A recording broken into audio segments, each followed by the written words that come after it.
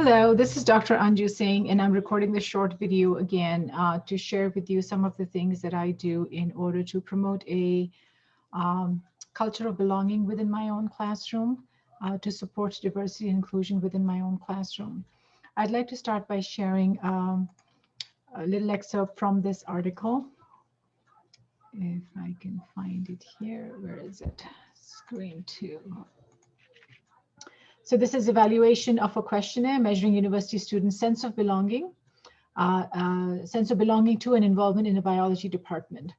And what I want to share with you is something I've highlighted here, and I'll share this part, that amongst the definitions of student sense of belonging, an important aspect is also a student who's able to give to the department. They feel, they are valued if they're able to contribute to the department.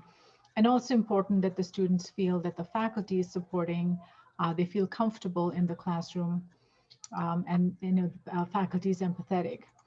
So to encourage that, one of the things that I do in the first class every semester when we introduce ourselves is I give my background, my education, my training, but I also share a word or two about the fact that I was raised in India.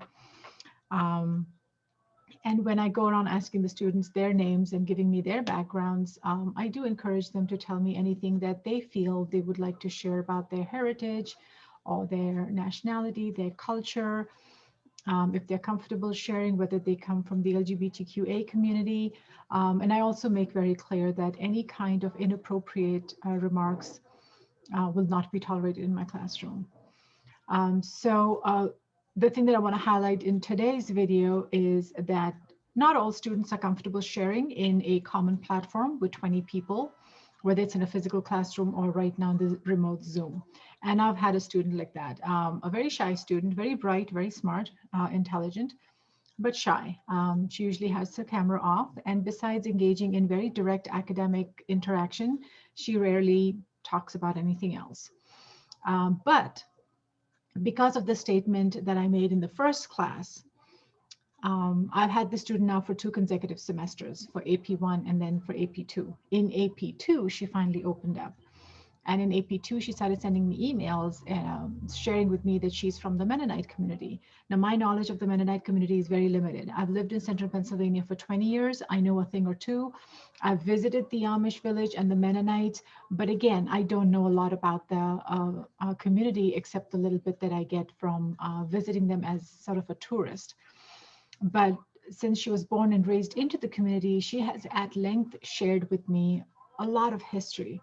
She also happens to write articles for a local historical newspaper about her community and the history and Mennonite education, about the Beavers' Wars, about the Indians in Pennsylvania. So she has shared those articles that she has written for her local newspaper, which was very educational for me.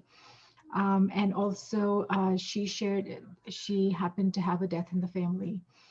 So she shared the obituary of her, this was, I believe, her grandmother who passed away. So she shared the funeral and the obituary of that. So for me, that was educational, that was informative. It did not take up a minute of my class time because she did this all via email outside of classroom time. So that's, and I think by doing that, it made her feel valued, it made her feel recognized, it made her feel respected. And it was a very enriching experience. So that's what I wanted to share with you today. Thank you.